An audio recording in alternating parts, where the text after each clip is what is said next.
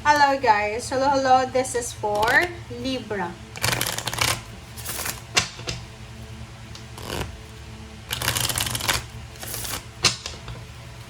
Alamin natin Libra kung anong messages, vibration, gabay, energy para sa inyong lahat. So this is from July 13 hanggang 19. Okay, this is for Libra.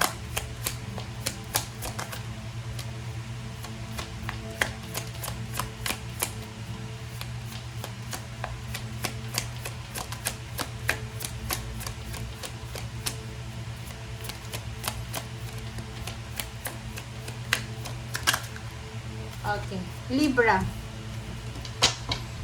Libra, sinasabi ng barasa dito na you need to be careful. Maging careful ka, Libra. Kung single ka, looking for a relationship. Ngayong linggo, mag-iingat ka. Huwag kang makikipag-live-in ngayong linggo. Huwag kang sasama sa taong yan. Dito sinasabi, maybe may stalker ka or there's some strangers na posibleng papasok sa buhay mo and then pwedeng gagawa sila ng hindi maganda para sa'yo. So, there's a parang unexpected na harm ang posibleng darating sa'yo. So, you need to be careful, Libra. Huwag magtitiwala sa strangers guys, kahit saan kayo pumunta. Sinasabi naman yan sa atin ng magulang natin nung bata pa tayo. Kahit matanda ka na, mag-iingat ka. Huwag kang magtitiwala.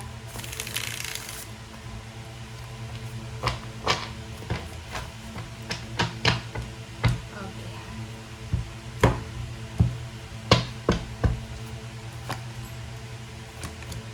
Okay, next is Three of Wands and the Chariot. So, sa nakikita ko sa'yo dito, Libra, may hinihintay ka. I don't know what you're waiting, pero sinasabi ng bara sa'yo dito na maybe 3 months or 3 years ka nang nag-aantay or 3 weeks, 3 days, I don't know. But sinasabi ng bara sa'yo dito na darating yan. Darating.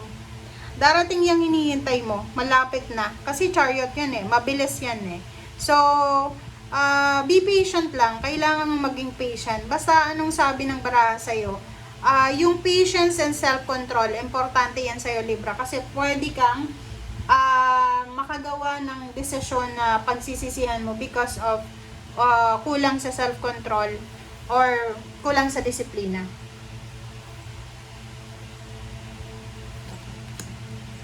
Sabi ko na So, yung mga Libra dyan na medyo impatient na kayo guys, yung atat na kayo, na magtagumpay, ma-promote sa trabaho, makapag-travel, matapos na yung hinuhulugan yung sasakyan, or maging victorious na. Sabi ng bara sa'yo dito, kailangan nyo munang maghintay. Patience ang kailangan nyo. Diba? Sabi dyan, you have you have reasons.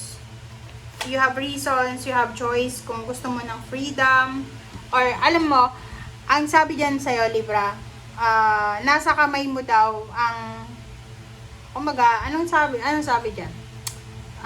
Ibahin natin yung word kasi baka may magalit. Nasa iyo, nasa kamay mo, kung ano yung mangyayari sa'yo, sa buhay mo. Kumbaga, walang sino man ang magsasabi na, oy, eto si Libra, wala nang asenso to kasi matanda na. No, ikaw yung magdedesisyon.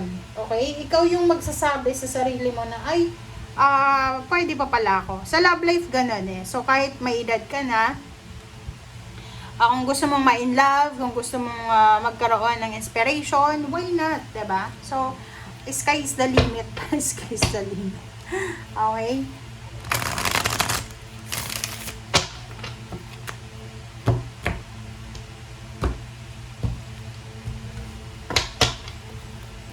Okay, first card natin is Nine of Michael. Dito sa barang to, may mga siguro menopausal or may mga hormonal imbalances. Yung lalaki naman, I don't know kung anong rason kung bakit kayo malungkot, pero may mga times na hindi kayo makatulog. Hindi kayo makatulog sa linggong ito kasi nag-aalala kayo. So, mag-focus lang kayo kung ano yung importante. Huwag masyadong mag-i-expect, huwag masyadong negative. So, kung marami kang iniisip na pagsisisi, guilt, or worry, so, ipag-pray mo na lang muna. Okay?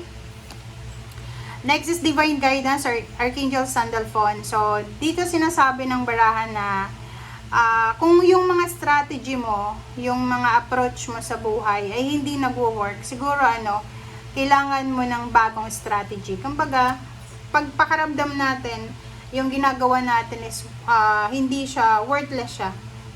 Try to change, diba?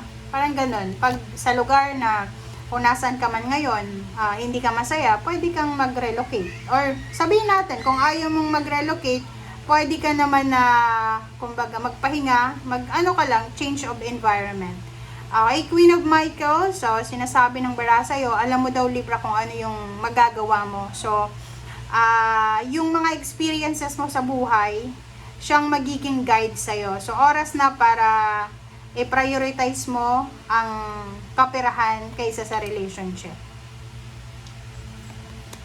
Seven of Michael, so sinasabi ng barahan na kung contemplate ka ngayon, parang feeling mo hindi ka makapag-desisyon kasi maraming choices and options. Or sabihin natin na hindi ka makapag-desisyon dahil sa hindi ka sigurado. Sabi ng baraha sa'yo dito, why not na tumigil muna tayo, 'di ba? Parang ganun 'yun. Pag pagod na tayo, tumigil tayo. Huwag magre-resign sa trabaho. Kung like yung iba sa inyo diyan, pagod na sa trabaho siguro. So if you're working sa company or sa isang komunidad, tapos balak mong self-employed, magnegosyo ganyan. Mag-iingat ka.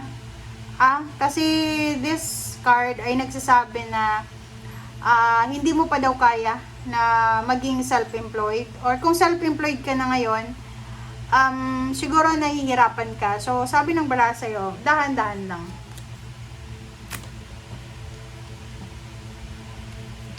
And last card mo dito, Libra, is Justice, number 8. So itong Justice card, sinasabi na ipaglaban mo daw yung justice and equality. Ikaw to ito yung energy mo to So as a Libra, balanse. Kailangan mong balansehin yung time, yung energy mo sa linggong ito. Okay? Huwag kang susuko. Kumbaga, halimbawa lang kasi ang Libra is number 8 naman talaga yan, Justice. Sinasabi dyan ng baraha, kung ano man yan na ginagawa mo sa ngayon, laban lang, pero yun, balanse ang kailangan mo. Wag masyadong wag masyadong hard sa sarili. Wag puwersahin ang lahat. Be patient, okay? Thank you guys. Bye!